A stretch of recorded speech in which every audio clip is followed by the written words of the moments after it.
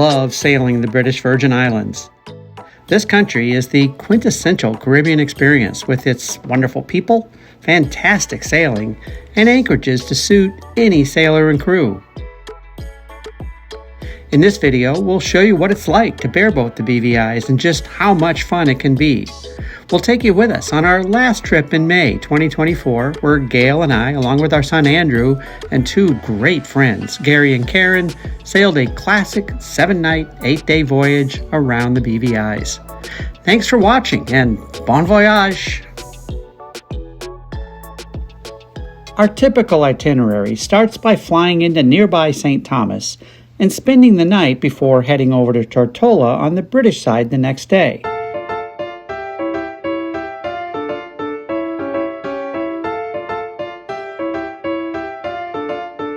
That way, we get to sort of ease into that island lifestyle, and we're not in a big rush. One of our favorite places to stay is the Maffily, high up on the hill overlooking the beautiful bay in front of the town. The Maffily is a quaint little hotel with a classic bar, serving island favorites, and a really good restaurant. You can just feel the anxiety in our busy lives drift away as we transform our minds and our attitude to this all-new latitude. On day 2, we take the ferry over to Roadtown and board the boat to spend the night in the marina. This year, we got a big surprise. Instead of the 42-foot cat that we signed up for, we found a 50-foot cat in our slip. Wow, what an upgrade! Thank you, Moorings.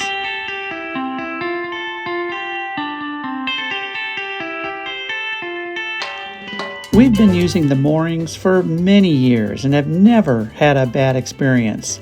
I'd also recommend their provisioning services.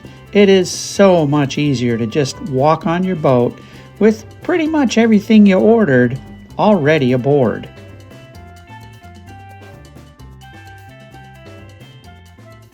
Day 3, and it's time to finally set sail. After picking up a few last-minute items at the nearby grocery store, we're headed out of Road Harbor with our destination being nearby Norman Island and the Pirate's Bite, just across the Sir Francis Drake Channel.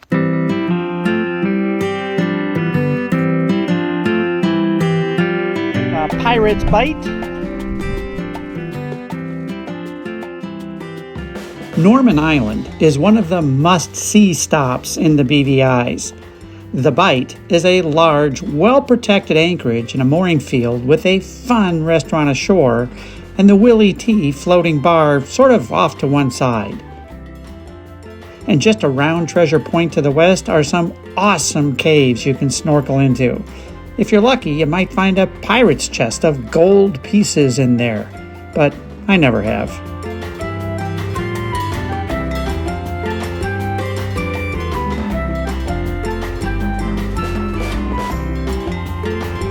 Oh, here he goes.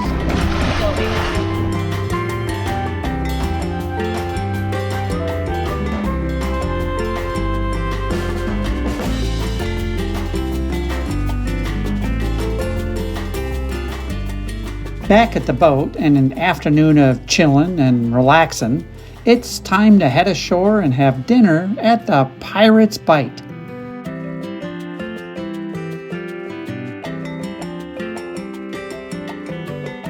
Everything there is just wonderful, as the combination of delicious food, great drinks, an incredible sunset, and wonderful friends creates a fantastic evening. But to top it all off, today is Karen's birthday, so we had that to celebrate as well. It's a good thing there was video. Not sure I would have remembered all this without it.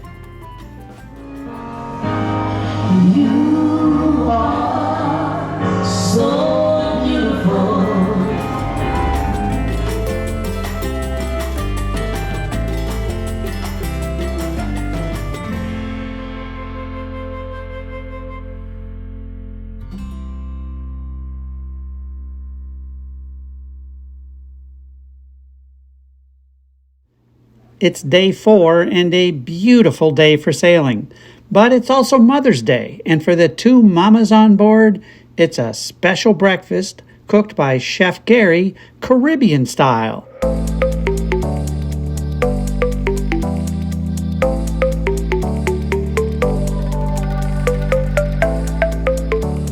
Today, we head east to the Baths on Virgin Gorda, and as luck would have it, winds have shifted slightly south, making it perfect conditions for today's sail.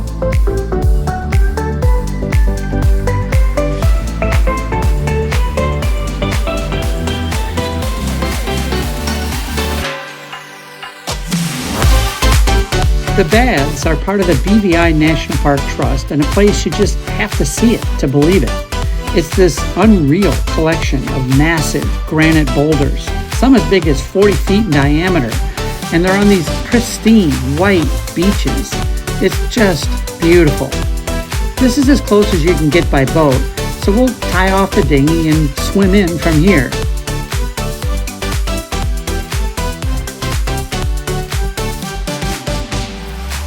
We made it, and it's time to explore, but not before a pit stop at the very convenient little beach bar right there at the beach.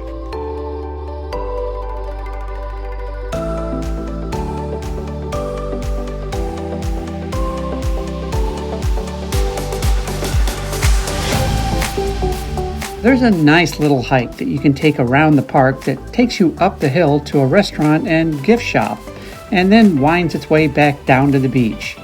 On a hot day like this, it was great to get back to the water to cool off before heading back to the boat. Next stop is our anchorage for the evening, and one of my all-time favorite places, Savannah Bay on Virgin Gorda. It's not a popular anchorage as there are no mooring balls, which is great, but a more beautiful bay in the BVIs, you'd have a hard time finding.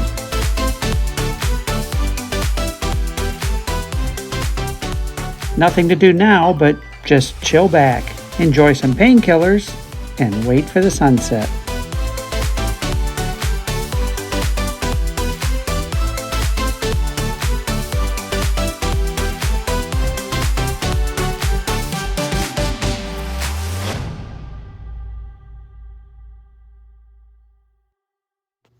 Day 5, and we decided to stay on the hook in this beautiful place and enjoy the morning in Savannah Bay.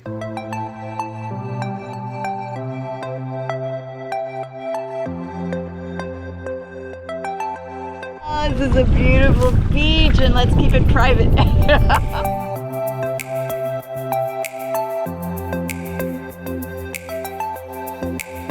The morning went by quickly, and it's time to navigate our way up to Gorda Sound, where we found a suitable mooring at the Bitter End Yacht Club. The Bitter End was completely destroyed by Hurricane Irma in 2017, which devastated this whole area. The build back is coming along, and it won't be long until the Bitter End is back to all its pre-Irma glory. It's almost there.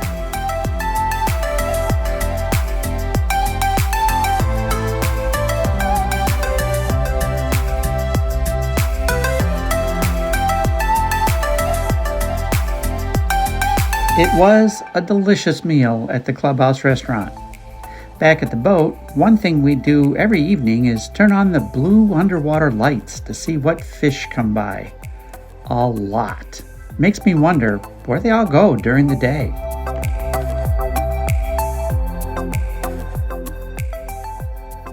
It's day 6 already, and before we head out to sea, we decided one more stop at the Bitter End for freshly baked croissant and coffee was in order.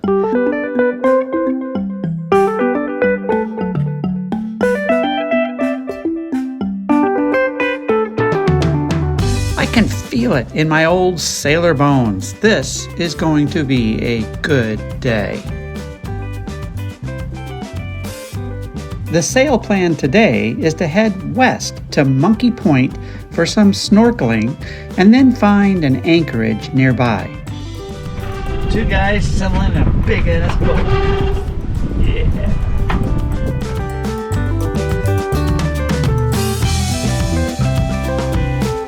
Monkey Point, located at the southern tip of Guana Island, is a picturesque spot renowned for its stunning natural beauty with its rocky cliffs, lush vegetation, and clear turquoise waters. The area around Monkey Point is teeming with marine life, making it one of the best snorkeling spots in the BVIs. Definitely another must-visit destination if you're looking to combine a little adventure, natural beauty, and idyllic Caribbean tranquility in the BVI.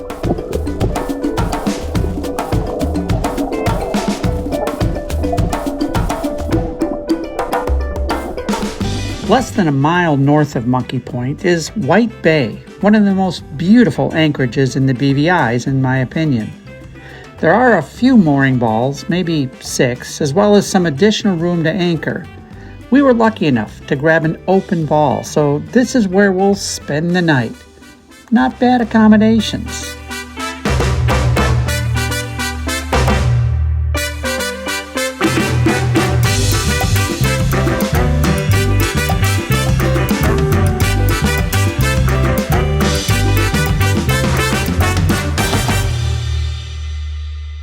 It's day 7, and the grind continues. Waking up to scenes like this every morning must have a downside, but don't ask me what that might be because I wouldn't be able to tell you. We've got a big day ahead of us, and it all starts with a sail west along the northern edge of Tortola as we sail to Jost Van Dyke. Wednesday, May 15th. Plans changed a little today. We had planned to stay in White Bay and maybe do a little snorkeling this morning, take our time, enjoy the morning, have some coffee.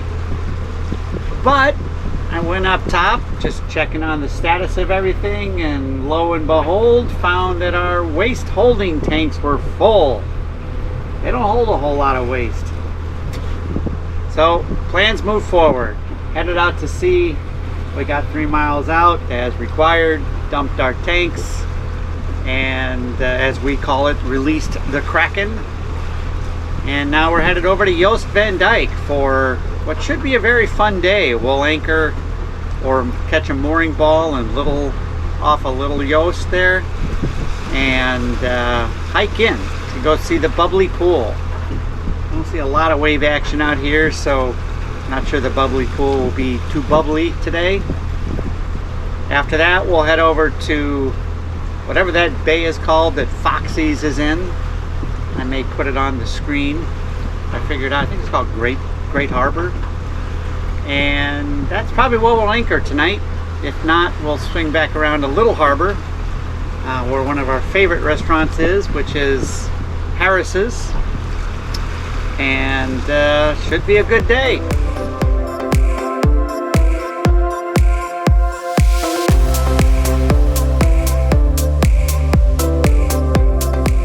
It's a short hike from the dock on Little Jost Van Dyke to the bubbly pool, which, as predicted, today wasn't very bubbly. Still fun and refreshing though, showing that even on a quiet day like today, it's worth the walk in.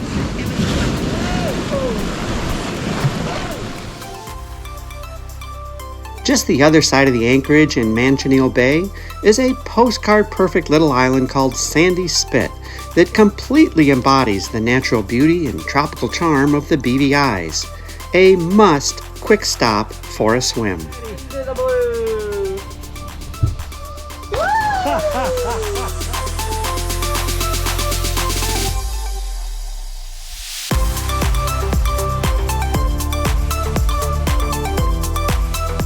Time to go find an anchorage. As we pass by Garner Bay, we do note there is plenty of possibilities there, as in nobody's there.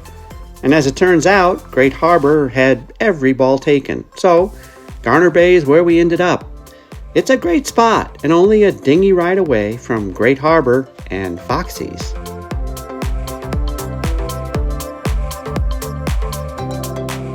Catching Foxys late on a Wednesday afternoon? Well, not much going on, but still a good stop for a bite and something cool to drink. The one thing I've never quite understood about the BVIs is why time goes by so fast. I mean, it's already Thursday, day 8, and we only have 2 nights left on the boat. This morning, we're sailing back to Little Yost to do some snorkeling and then on to nearby Soper's Hole on Tortola for our anchorage. We picked up a ball in front of the Beeline Bar on Little Yost and spent the morning snorkeling before heading over to the bar for lunch.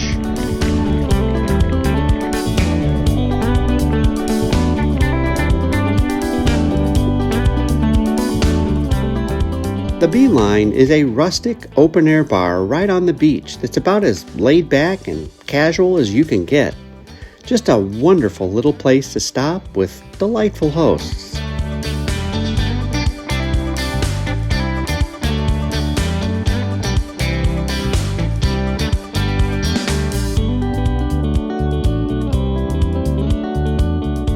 Time to move on to Soper's. It's a very short trip south through the Thatch Island Cut to the mooring field at Soper's Hole. Soper's gets its name from Captain William Soper, a 17th century pirate, and today offers shopping, galleries, and dining with a blend of natural beauty, historical richness, and modern amenities. A great overnight stop.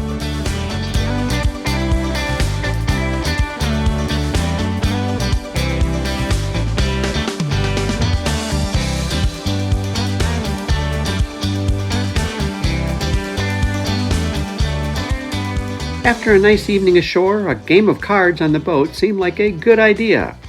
I wonder if that's what Captain William Soper and his fellow pirates did here just 300 years ago. After a week on the boat, we've all settled into our favorite spots for morning coffee and sunrise. Today is our last full day, and we have a nice day of sailing ahead of us as we navigate from Soper's Hole on the west end of Tortola to Peter Island for our final anchorage.